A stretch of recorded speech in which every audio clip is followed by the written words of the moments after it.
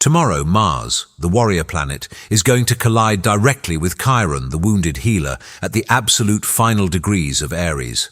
And when I say collide, I mean it's going to rip open the deepest wound you've been carrying. The one you thought was healed, the one you've been trying to ignore, and I know that sounds intense, but stay with me, because what happens after this moment? That's when everything changes. Here's the thing most people don't realize about this transit. They think it's just going to hurt. They think it's going to be another painful experience they have to endure. But that's not what this is. I really believe the universe is about to hand your power back to you in a way you haven't experienced before, and there are 3 specific zodiac signs, Aries, Pisces, and Scorpio, who are going to heal permanently from this. Forever. Like, this is it for them. And if you've been feeling this strange heaviness lately, or if you've noticed something shifting in how you see yourself, there's a specific reason for that, and I'm going to break it down in just a bit. But first, I need to explain why tomorrow is so different from any other day this year. The wound you've been carrying since 2018 is about to surface. So here's what I think most people are missing right now. This Mars-Chiron conjunction isn't happening in a vacuum. Chiron has been moving through Aries since 2018. That's almost 8 years of this specific energy affecting all of us. And what does Chiron in Aries even mean? It's the wound of your identity, your right to exist, your ability to assert yourself without apologizing for it. For nearly a decade, we've all been dealing with this deep-seated fear, the fear that we're not enough, that we don't deserve to take up space, that if we speak up or stand out, we'll be rejected or attacked. Does that resonate? Because I've been feeling it too. It's like there's been this invisible weight pressing down on our ability to just be ourselves. And tomorrow, Mars, the ruler of Aries, the planet of action and courage, is going to meet Chiron at exactly 28 degrees of Aries. This is the final test, the last confrontation with this wound before Chiron moves into Taurus in 2027. It's like the universe is saying, okay, we've identified the wound, we've sat with it, we've tried to heal it gently, now we're going to do surgery. And I'm not going to lie to you. Surgery isn't comfortable, but it's necessary, because what's about to be removed from your psyche? It's the part of you that's been holding you back from stepping into your full power. The part that whispers, "Who do you think you are?" every time you try to move forward. You've been feeling anger rising, and that's actually a good sign. Okay, so if you've noticed something strange happening lately, I really want you to pay attention to this. Have you been feeling angrier than usual, more irritable, like things that normally wouldn't bother you are suddenly making your blood boil?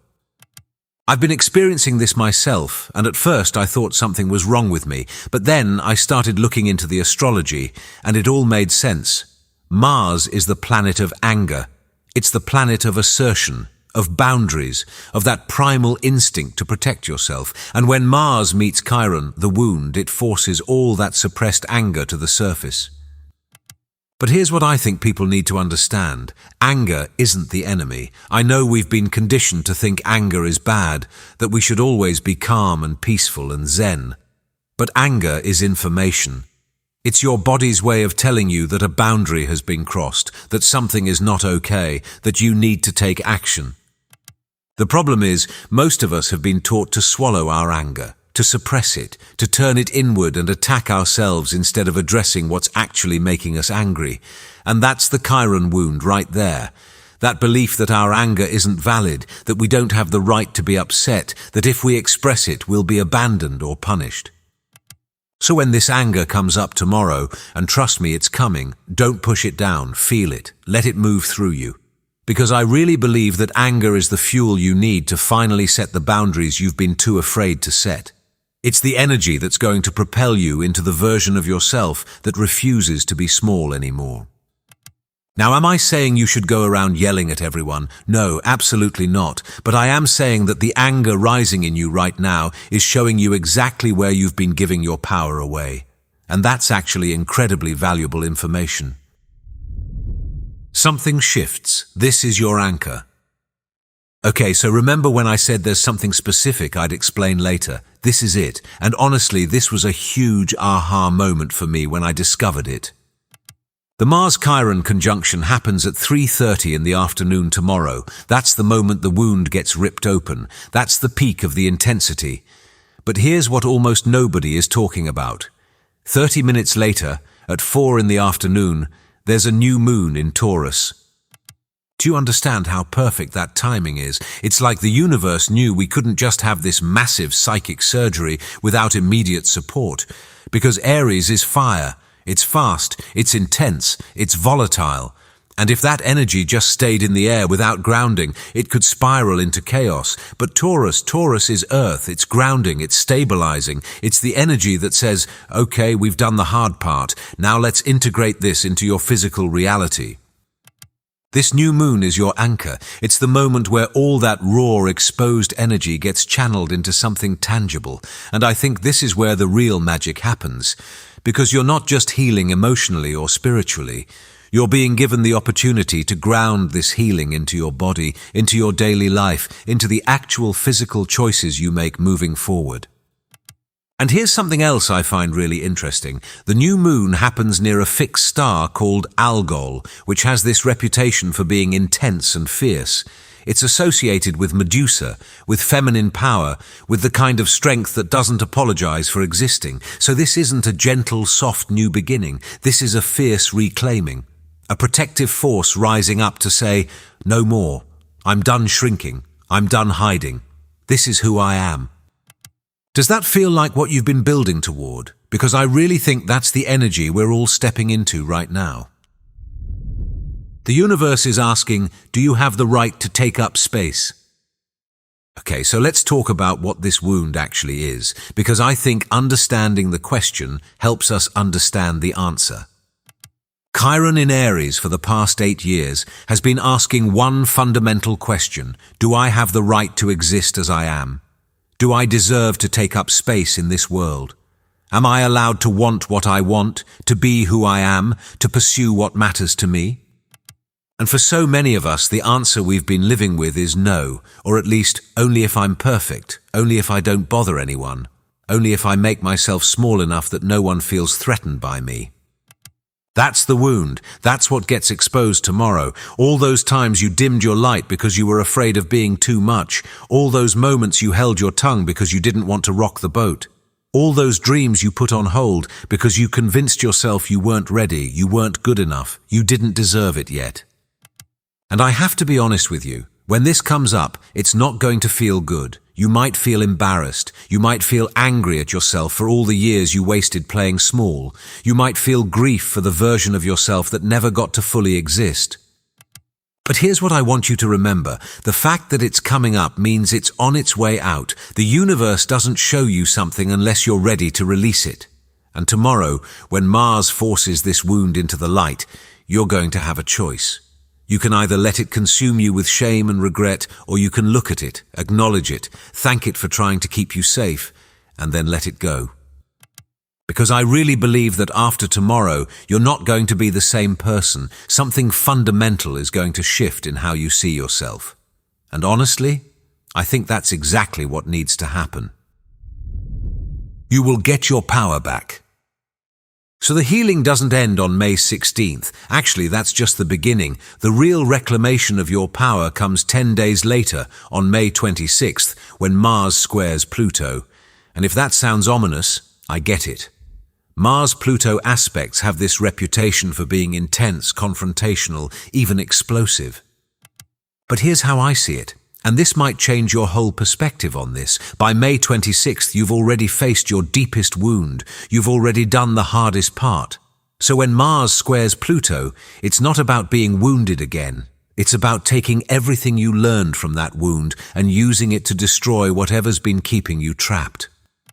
Mars will be in Taurus by then, grounded, stubborn, immovable, and Pluto is in Aquarius retrograde, asking you to look at where you've been giving your power away to the collective, to society's expectations, to what everyone else thinks you should be. The square creates friction, tension, a sense that something has to give, and I think what gives is your attachment to being liked, to being accepted, to fitting into boxes that were never meant for you in the first place. This is the moment where the universe hands you your power back, not gently, not subtly, but with this unmistakable force that says, you've outgrown the old version of your life. You can't go back. The only way is forward, and you have everything you need to walk that path. Some people are going to experience this as conflict, with a boss, with a partner, with family members who want you to stay the same. Others are going to experience it as an internal breaking point, where you finally say, enough. I'm done living by rules that don't serve me. Either way, it's liberating, because on the other side of that breaking point, you're free, and if you've been waiting for permission to step into your power, this is it. This is the universe giving you that permission, whether you feel ready or not. 3 signs are healing forever. Okay, so while everyone is being affected by this energy, there are 3 signs in particular that are going through something permanent right now. And if you're one of these 3, Aries, Pisces, or Scorpio, I really need you to hear this. Because what's happening for you isn't just a temporary shift. This is the end of a karmic cycle that's been running your entire life.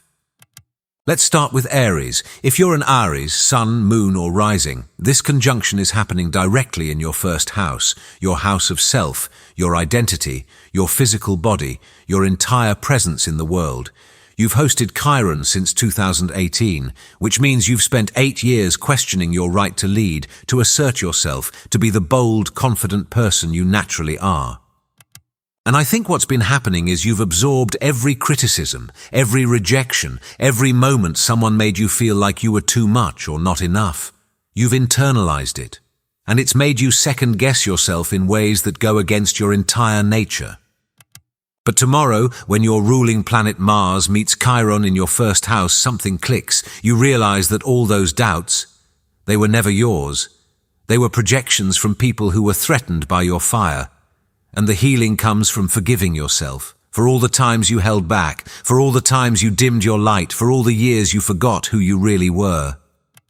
By the time Mars squares Pluto on May 26th, you're going to be done apologizing for taking up space. You're going to step back into your role as the pioneer, the leader, the one who goes first. And this time, you're not asking for permission. You're just doing it, because that's who you've always been. You just needed to remember. For Pisces, this is a completely different kind of healing. The Mars-Chiron conjunction happens in your second house, the house of self-worth, personal resources, and what you value about yourself. And I think what's been happening for Pisces is you've been conflating your worth with how much you can give to others.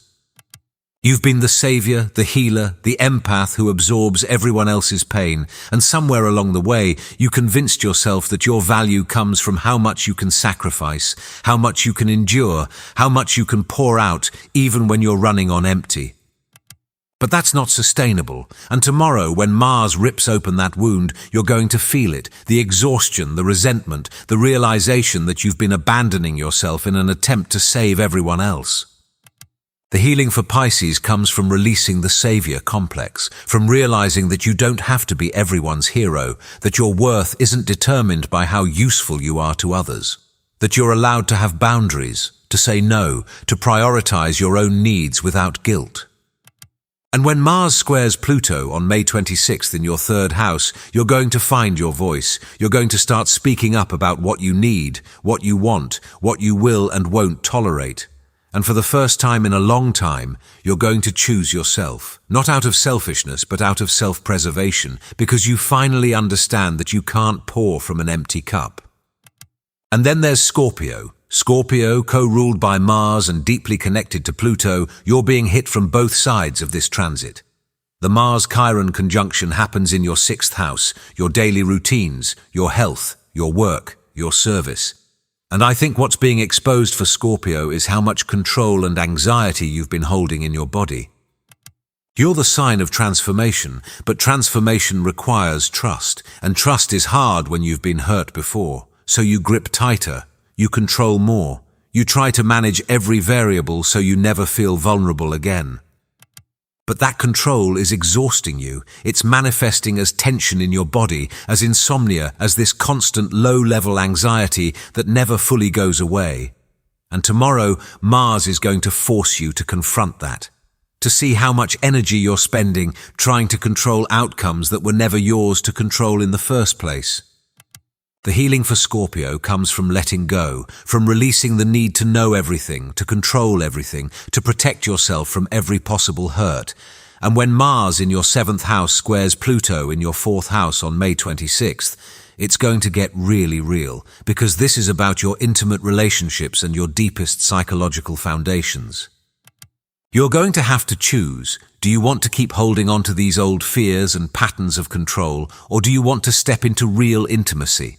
The kind that requires vulnerability, the kind that can only exist when you stop trying to manipulate outcomes and just trust the process.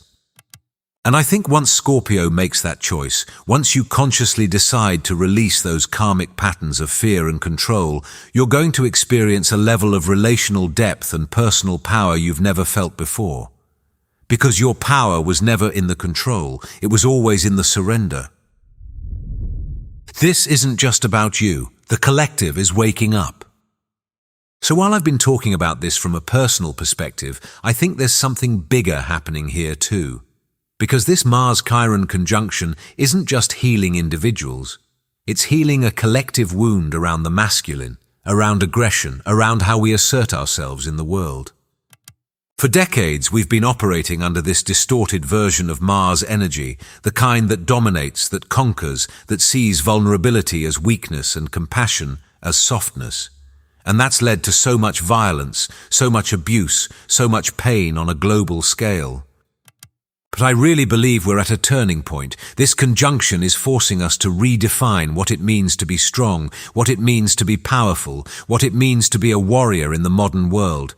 And the answer isn't more force, it's not more domination, it's integration. It's the warrior who protects rather than attacks, the leader who serves rather than controls, the individual who has the courage to be vulnerable, to admit their wounds, to do the healing work that makes them whole. And I think on a collective level, we're going to see this play out in real time. Issues around masculinity, around war, around how we handle conflict, they're all going to come to a head in the coming weeks. And the question we're being asked as a society is the same question we're being asked individually. Are we going to keep repeating the same wounded patterns, or are we ready to evolve? I don't know about you, but I'm choosing evolution. I'm choosing healing, because I think that's the only way forward. The power you're reclaiming was always yours. Here's what I keep coming back to, and I think this is really important. The power you're about to reclaim. It's not new. It's not something you're being given from the outside. It was always yours. You just forgot. Somewhere along the way, you handed it over to a parent who made you feel small, to a partner who made you doubt yourself, to a society that told you who you were supposed to be instead of letting you discover it for yourself. And tomorrow, when that wound gets ripped open, you're going to see all the places you gave your power away. You're going to feel the anger, the grief, the frustration of realizing how long you've been living in a cage of your own making. But here's the beautiful part. Once you see it, you can reclaim it. You can take back every piece of yourself you left scattered along the way.